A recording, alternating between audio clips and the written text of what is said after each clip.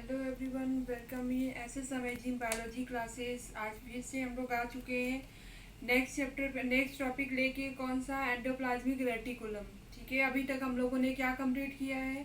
तो अभी तक हमारा माइटोकॉन्ड्रिया कंप्लीट हुआ, प्लास्टिड कंप्लीट हुआ, दोनों ऑटोनोमस ऑर्गेनल्स जो है वो कंप्लीट हो चुके हैं। और जिससे देखा है ठीक है, अदरवाइज जिसको देखना वो प्रीवियस वीडियो में जाके देख सकता है। ठीक है। उसके बाद नेक्स्ट आज हम लोग स्टार्ट करने वाले हैं किसके बारे में? एंडोप्लाज्मिक रेटिकुलम के बारे में। ठीक है। तो एंडोप्लाज्मिक रेटिकुलम जो होता है वो चाहे प्लांट सेल हो या एनिमल सेल, दोनों सेल में प्रेजेंट होता है। लोकेशन क्या होता है इसका कि न्यूक्लियस के पास में होता है ये। ठीक है। न्यूक्लियस कहाँ है? सेंटर पे उसके जस्ट मतलब बोल सकते हो कि 3 डायमेंशनल फेज में रहता है, जिसमें कि वो क्या होगा, एक ट्यूबुलर लाइक स्ट्रक्चर जो होता है वो अपीयर होता है। ठीक है। तो उसी के बारे में पढ़ेंगे कि क्या फंक्शन है, क्या रोल है। ठीक है। तो यहाँ पे सबसे पहले देखते हैं कि एंडोप्लाज्मिक रेटिकुलम को डिस्कवर किसने किया था और कब किया था। ठीक है। तो एंडोप्लाज्मिक रेटिकुलम फर्स्ट डिस्कवर्ड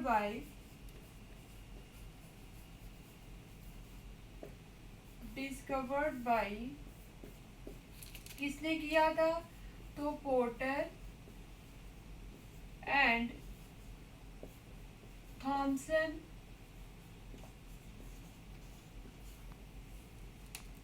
कब किया था इन्होंने? इन 1945। ठीक है, 1945 में किया था। तो अगर इसको याद रखने का सिंपल तरीका ऐसे है कि बोल सकते हो कि जैसे जब हमारी फ्रीडम हमें मिला उससे 2 साल पहले जो है वो एंडोप्लाज्मिक रेटिकुलम का डिस्कवरी हुआ था। ठीक है। किसने किया था? पोर्टर ने किया था, थॉमसन ने। दो साइंटिस्टों ने जब अपने रिसर्च वर्क कर रहे थे उस टाइम पे इन्होंने एंडोप्लाज्मिक रेटिकुलम के बारे में डिस्कवर किया। ठीक है। उसके बाद आता है कि एंडोप्लाज्मिक टर्म किसने दिया था? तो यहाँ कर सकते हैं कि टर्म कॉइन बाय, तो पोर्टर ने ही टर्म इसका दिया था। मतलब इसके नेमिंग जो है वो कौन किया है? पोर्टर ने किया था। ठीक है। तो दोनों ने मिलकर इसको डिस्कवरी किया, मतलब दोनों ने एक ही साथ मिलके इस पे वर्क कर रहे थे। तो उसके बाद उन्होंने फर्स्ट टाइम ऑब्जर्व किया एंडोप्लाज्मिक रेटिकुलम के बारे में। उसके बाद पोर्टर ने जो टर्म है, जो नेमिंग है, वो पोर्टर ने दिया। ठीक है, फर्स्ट टाइम। उसके बाद ये देखते हैं कि उन्होंने क्या बताया था एंडोप्लाज्मिक रेटिकुलम के बारे में। ठीक है। तो सबसे पहले उन्होंने ये बताया था कि एंडोप्लाज्मिक रेटिकुलम जो होता है वो क्या होता है? 3 dimensional and interconnected tubular junction होता है। ठीक है। मतलब कि 3 डायमेंशनल न्यूक्लियस के पास अटैच रहता है। ठीक है। और 3 डायमेंशनल मतलब 3 साइड से क्या होते हैं, ये अटैच रहते हैं। ठीक है। और स्ट्रक्चर देखेंगे तो इसमें 3 टाइप्स के स्ट्रक्चर होते हैं। तो सबसे पहले यहाँ मेंशन कर सकते हैं हम लोग 3 डायमेंशनल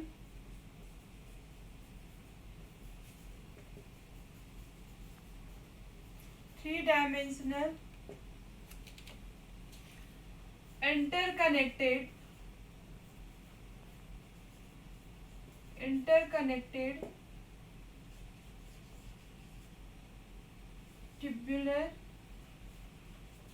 सिस्टम। ठीक है। 3 डायमेंशनल इंटरकनेक्टेड ट्यूबुलर सिस्टम है क्योंकि इनका मेजर स्ट्रक्चर जो होता है वो ट्यूबुलर फॉर्म में होगा, अपीयर होता है। चाहे वो ट्यूबुलर फ्लैट, या तो फ्लैट फॉर्म में होगा, या तो tubule rounded tubule like structure होता है। ठीक है। और छोटे छोटे पैकेट के फॉर्म में क्या होता है? वेसाइकिल प्रेजेंट होता है। तो फर्स्ट हमने ये देखा कि 3 डायमेंशनल फेज में होते हैं। लोकेशन क्या होता है? तो जैसे एक यहाँ पे रफली डायग्राम के थ्रू हम लोग देख लेते हैं कि जब भी ये जैसे सपोज दैट कि एक न्यूक्लियस का स्ट्रक्चर है। न्यूक्लियस हमारा क्या होता है? डबल डबल मेम्ब्रेन स्ट्रक्चर होता है। ठीक है। तो इसी न्यूक्लियस के पास जो होता है इनका इस तरह से अटैचमेंट होता है। ये कुछ जगह ट्यूबुलर फेज में रहेंगे, वे साइकिल के फॉर्म में होंगे। इस तरह से क्या होते हैं? ये न्यूक्लियस के पास अटैच होते हैं। ठीक है। तो एंडोप्लाज्मिक रेटिकुलम, तो ये तो हो गया कि किसने डिस्कवर किया था, नेम किसने दिया था। फिर उसके बाद है कि इसका ये क्या इनको बोला जाता है? तो 3 डायमेंशनल बोला जाता है क्योंकि ये क्या होते हैं? 3 स्ट्रक्चर से जब मिलके जो होते हैं वो फॉर्म होते हैं। अब उसके बाद नेक्स्ट हम लोग देखते हैं कि इनका स्ट्रक्चर क्या क्या है। ठीक है, किन किन चीज़ों से मिलके बनते हैं।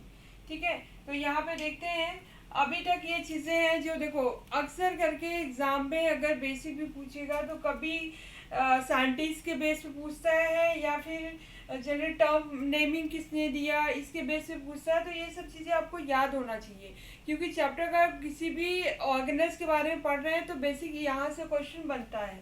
ठीक है, तो ये चीज़ें नोट कर लेना। उसके बाद नेक्स्ट हम लोग चलते हैं कि इनका स्ट्रक्चर क्या है। ठीक है, किस तरह से अपीयर होते हैं, क्या स्ट्रक्चर है इनका। तो इनका जब स्ट्रक्चर हम लोग देखेंगे,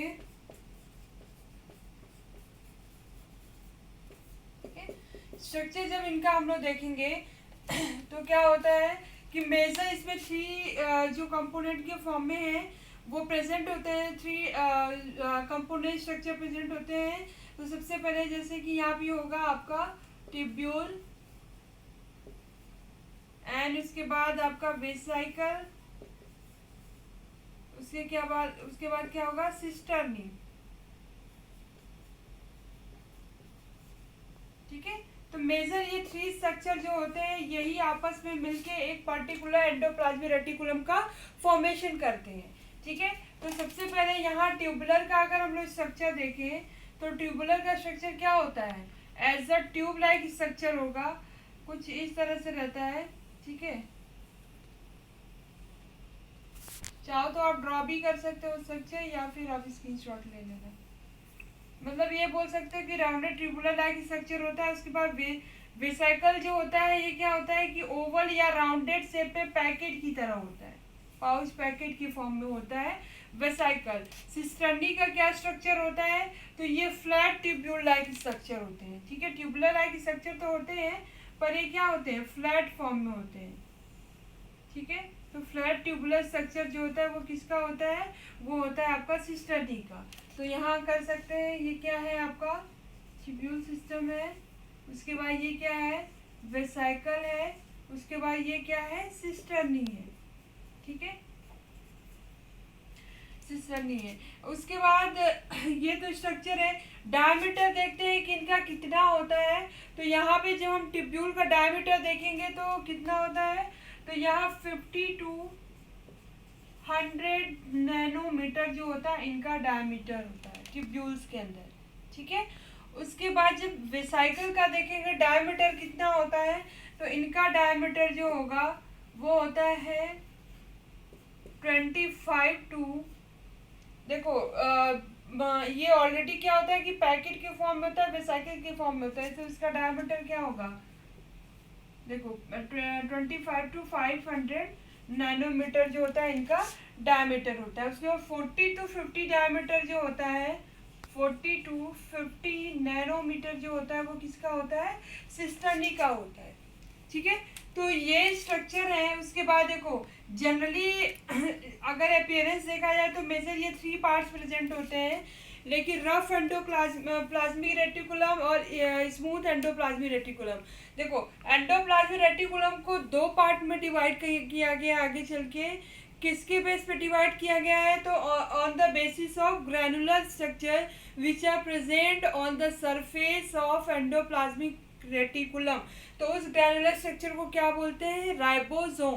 तो मतलब कि इसी जैसे सपोज दैट कि एक ये है स्ट्रक्चर आपका, ये क्या है ट्यूबुलर स्ट्रक्चर है, तो ये इसी सरफेस पे अगर इस तरह से ग्रैन्यूल छोटे छोटे फॉर्म में क्या प्रेजेंट हो, राइबोसोम प्रेजेंट हो, तो राइबोसोम को क्या बोलेंगे, यही देखो ग्रैन्यूल का स्ट्रक्चर ही याद रखना हमेशा क्या होता है, एज लाइक मतलब ये बोल सकते हो जैसे मस्टर्ड होता है, मस्टर्ड लाइक छोटे छोटी चीज़ें कहीं भी फैले हो तो वो ग्रैन्यूल होते हैं छोटे छोटे फॉर्म में।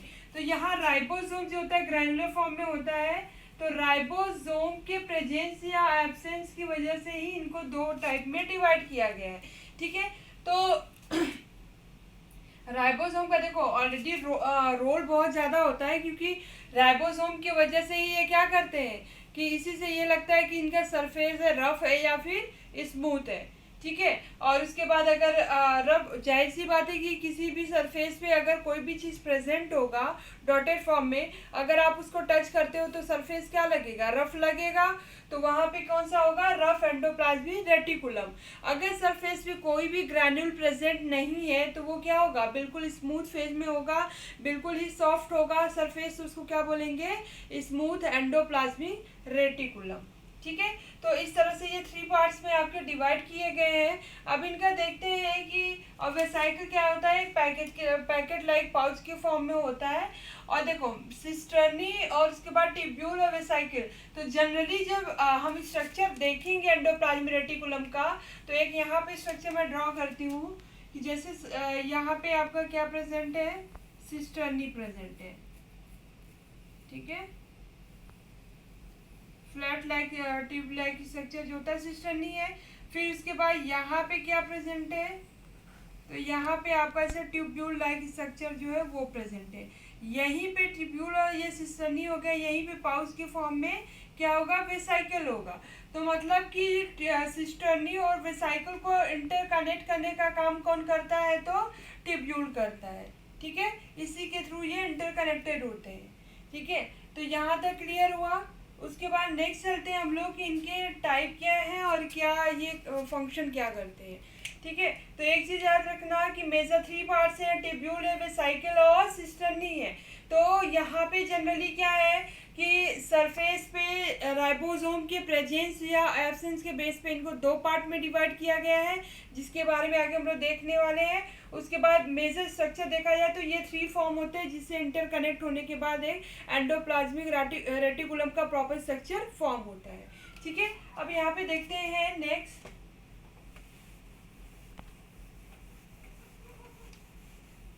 टाइप के बारे में देख लेते हैं कि जो टाइप होता है इनका किस बेस पर टाइप इनका डिवाइड किया गया है, उसके बारे में देखते हैं, ठीक है। तो एंडोप्लाज्मिक रेटिकुलम को मेजर जो है वो 2 पार्ट में डिवाइड किया गया। कौन कौन सा है, तो एक है आपका रफ एंडोप्लाज्मिक रेटिकुलम,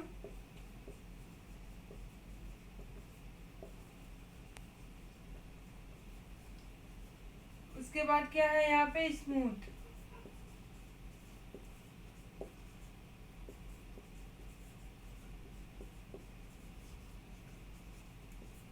रेटिकुलम, ठीक है। उसके बाद इसको आप शॉर्ट फॉर्म में लिख सकते हो, यहाँ SER, यहाँ पे क्या होगा RER, ठीक है। तो ये पार्ट्स में इनको आप डिवाइड किया गया किसके बेस पे, तो जो हमने स्ट्रक्चर अभी देखा था कि ये अगर सपोज दैट क्या है, एक ये ट्यूबुलर स्ट्रक्चर हो गया, ठीक है। यहीं पे फ्लैटेन फॉर्म में क्या है, ये इंटरकनेक्टेड के फॉर्म में यहाँ पे आपका प्रेजेंट है क्या, सिस्टर्नी, और यहाँ पे वेसाइकिल के फॉर्म में पैकेट लाइक स्ट्रक्चर वो प्रेजेंट है। तो जिस सरफेस पे यहाँ पे अगर राइबोसोम प्रेजेंट है तो वो क्या होगा, रफ एंडोप्लाज्मिक रेटिकुलम, ठीक है। और जिसके सरफेस पे डॉटेड कोई भी स्ट्रक्चर नहीं है, मतलब कोई भी ग्रैनुलेटेड फॉर्म नहीं है, राइबोसोम एब्सेंट है, तो उसको क्या बोलेंगे, smooth endoplasmic reticulum, short form में उसको क्या बोलते हैं, SER, ठीक है। उसके बाद देखते हैं कि जैसे आपका RER जो होता है, इनका रोल क्या होता है। देखो मेजर एक किससे बने होते हैं, तो सिस्टर्नी और ट्यूब्यूल से बने होते हैं, और वेसाइकिल भी होता है इनमें। और ये करते क्या है, प्रोटीन फॉर्मेशन में ये हेल्प करते हैं। राइबोसोम अगर प्रेजेंट है सरफेस पे, ठीक है, तो इसी माइंड में याद रखना कि राइबोसोम प्रेजेंट है तो क्या होगा, प्रोटीन सिंथेसिस में ये हेल्प करेंगे, ठीक है। उसके बाद एक चीज़ और यहाँ पे याद रखना है कि ये क्या होते हैं, आपस में इंटरचेंज होते रहते हैं, ठीक है। मीन्स कि RER कन्वर्ट हो सकता है SER में, SER कन्वर्ट हो सकता है RER में, क्योंकि साइटोप्लाज्म के अंदर बहुत सारे ग्रेन्युलेटेड जो आपके राइबोसोम होते हैं वो प्रेजेंट होते हैं। उसके बाद जो होते हैं यहाँ पे जैसे सरफेस से अगर राइबोसोम हट जाएगा तो ये क्या होगा, सरफेस बिल्कुल स्मूथ हो जाएगा, तो उसको क्या बोलेंगे, स्मूथ एंडोप्लाज्मिक रेटिकुलम। और उसके बाद जो साइटोप्लाज्म से एक राइबोसोम अगर आगे यहाँ पे राइबोसोम अटैच होगा तो उसको क्या बोलेंगे, उसको बोलेंगे रफ एंडोप्लाज्मिक रेटिकुलम। तो मतलब ये आपस में इंटरचेंज जो है वो होते रहते हैं, ठीक है। तो यहाँ पे जनरली हमने ये देखा बेसिक डिफरेंस क्या है इनका RER और SER का। अभी हमें इनके बारे में डिटेल पढ़ना है कि ये दोनों का क्या क्या डिफरेंसेस इन दोनों में है, ठीक है। तो ये डिफरेंसेस देखने के लिए फिर हम लोग नेक्स्ट क्लास में आते हैं। उसके बाद इसको कंप्लीट करते हैं कि इनके फंक्शन क्या है और इनके डिफरेंसेस और क्या क्या चीज़ें हैं। ठीक है, क्योंकि देखो जब यहाँ पे सरफेस पे राइबोसोम प्रेजेंट होता है तो एक ग्लू लाइक स्ट्रक्चर यहाँ पे होता है, राइबोफ्लेविन बोलते हैं उसको, जिसकी वजह से राइबोसोम इजीली आके उस सरफेस पे क्या होता है, अटैच होने लगता है। ठीक है, और उसके बाद कुछ ऐसे केसेस भी आते हैं जिसमें कि सरफेस बिल्कुल स्मूथ हो जाएगा, वहाँ से राइबोसोम जो होते हैं वो हट जाते हैं, साइटोप्लाज्म में आ जाते हैं, तो वो क्या होते हैं, आपस में इंटरचेंज होते रहते हैं। ठीक है, उसके बाद अब यहाँ पे हम इसको यहीं कंप्लीट करते हैं। नेक्स्ट और सारे डिफरेंसेस हैं जो कि हम लोग नेक्स्ट क्लास में डिस्कस करेंगे। आज के लिए बस इतना ही। ठीक है, मिलते हैं नेक्स्ट क्लास में फिर वापस से। तो वीडियो को लाइक करो, सब्सक्राइब करो और ज़्यादा से ज़्यादा शेयर करो। ठीक है, तो आज के लिए इतना ही। Thank you.